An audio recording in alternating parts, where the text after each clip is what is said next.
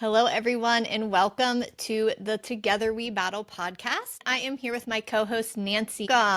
Welcome.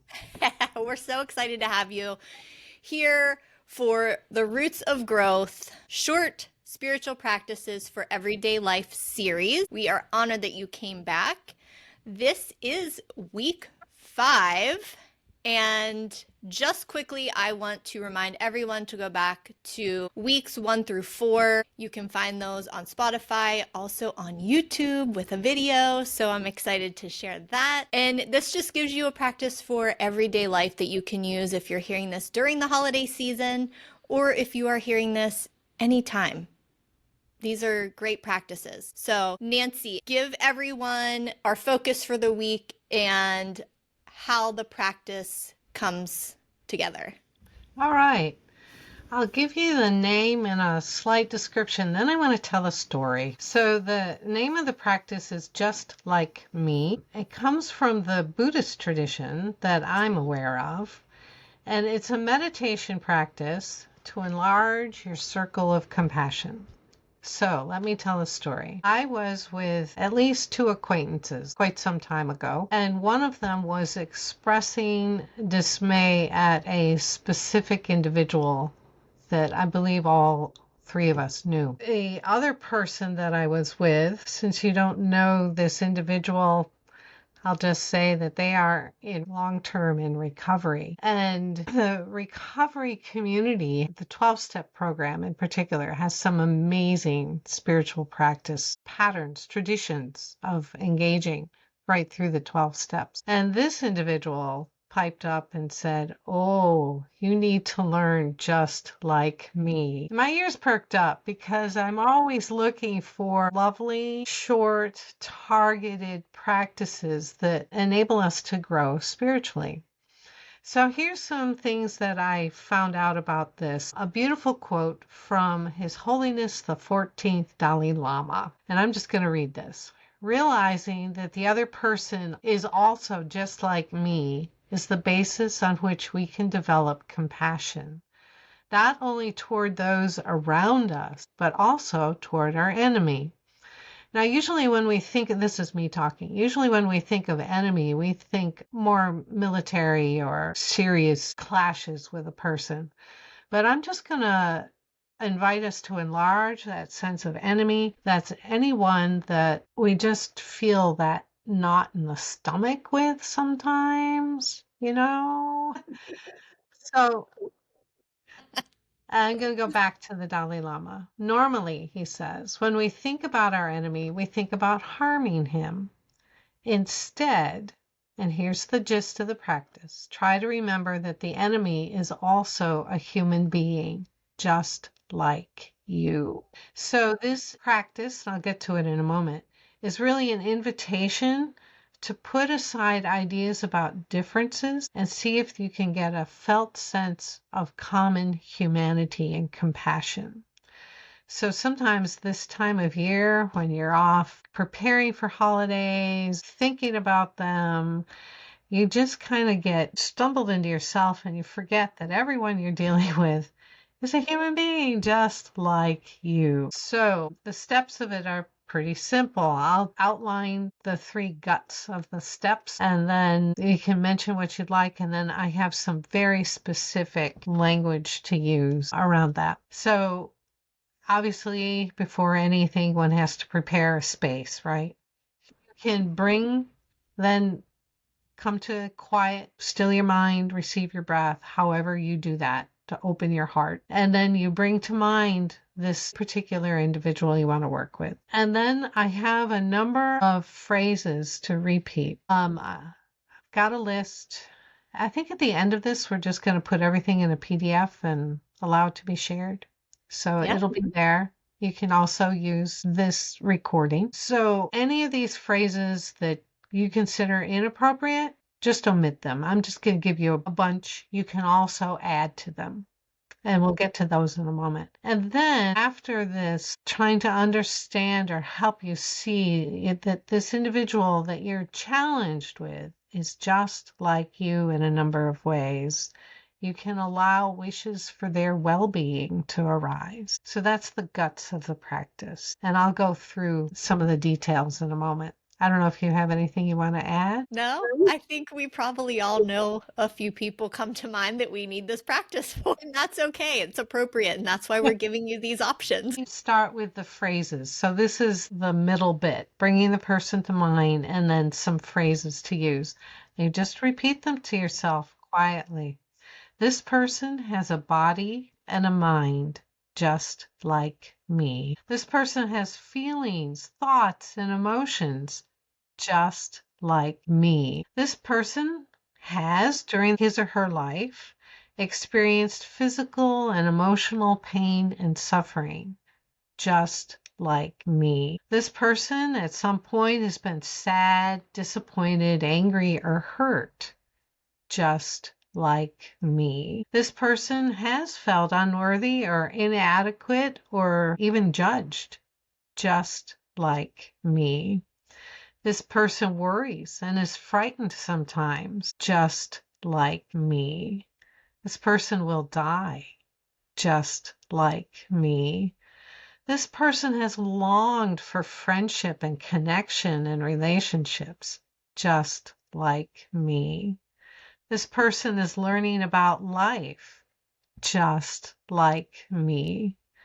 This person wants to be caring and kind to others. Again, remember, if your sense is this doesn't fit, leave it out. So you can think up others. You can pull from the list what you don't want to use, but you get the idea. You can find a whole ground of similarities. Then the last piece to do is to allow some well wishes to arise. I wish this person to have the strength, resources, and social support they need to navigate the difficulties in life with ease. So you don't have to give them what they need, but you can wish for them what you wish for them to have. I've wished this person to be free from pain and suffering. I wish this person to be peaceful and happy. And I wish for this person to be loved because this person is a fellow human being just like me. That's a great practice specifically in a holiday season when people are out just going wild trying to prepare for it's Black Friday or it's Christmas time or whatever the scenario is. And they've put that pressure on themselves to get all these things done, and I have to buy these gifts, and whatever the lengthy list of things is because you need to show up in that space and remind yourself, they're just like me. They may not realize it, but that is such a beautiful strengthening practice for yourself to be able to respond appropriately to your surroundings that you cannot control. Right. So you can do this, I'll call it in situ, right? In the situation itself. Somebody's barging in line in front of you. Somebody reaches for the last bag of cranberries. I don't know, whatever it is. And you can just, this person is just like me in a number of ways. They're wanting to get their thing done. They're wanting to do this. But all in all, this person wishes many of the same things that I wish. So we can enlarge that circle of compassion. You can also use this practice. For me, evening time makes sense going through your day, right? Last time we did rosebud and thorn. You can use this similarly, looking back at your day and helping you untangle some feelings and emotions and negativity around a person and an event. Mm-hmm. Because usually there's an event or something that happened involved with this, the need for this. And so you can engage this also after the fact. You can catch yourself with the kinds of thoughts that I think of them as kind of pollution things. How we think impacts how we are in a way. So if we can pull back and catch in the moment, oh, this person wants to get their shopping done just like me. This person wants to be in line to get their coffee just like me, right? So you can do it in the moment, or you could do it reflecting back on your day. Well, another thing I hear you saying, and maybe it's just the way I'm interpreting it, is it's bringing awareness, Hmm. not just for self, but for others. And if you can bring this practice and have that awareness that other people are just like me, and that helps you appropriately deal with whatever you're headed into, that makes the situation better. And I guess an example could be road rage in a sense. Some people are just going to battle each other till the end and they don't care. And that Right. causes so many problems. Whereas if you can really take a step back and go, you know what? That's fine. I don't need to be in the middle of any of that. You go right ahead. I will take an extra 5 seconds and deal with what I need to deal with so that the That's right. scenario doesn't get out of hand. That's right. It's showing compassion for that individual in a way through your own being. They may be totally unaware of it, which is fine because your capacity to have that compassion impacts you, your frame of mind, your thoughts. Yeah, this is a good one. Mm-hmm. This is Yeah, road definitely, rage is a great example. You yeah, know, this person wants to get where they're going just like me. yeah, exactly. I prefer to get there safely, and if it's an extra Uh-huh. minute, it's an extra minute. And I wish for this person a safe journey, just like me, Yes. compared to my husband. The crazies are all out today. Oh, same. I said the same thing this morning coming home from the gym, so I get it. Yeah. It's trying to find that, as I mentioned, that sense of a common humanity and a Mhm. compassion. I totally agree. And this may not be a parallel to this example or this particular thing, but another example that when you started talking about it that popped to mind was the way we were raised in our home from our parents was it didn't matter what the title was of a person or how much money they had or the way they dressed. It matters about respect and how you treat others. So we could be friends with CEOs and owners of these big companies, and we equally were friends and just as kind to people that work day to day with us or were in whatever field that some people would label lower level or whatever. It doesn't matter. They're just like me, regardless. They get up every morning. The Mm-hmm. example is they put their pants on one leg at a time, just like me.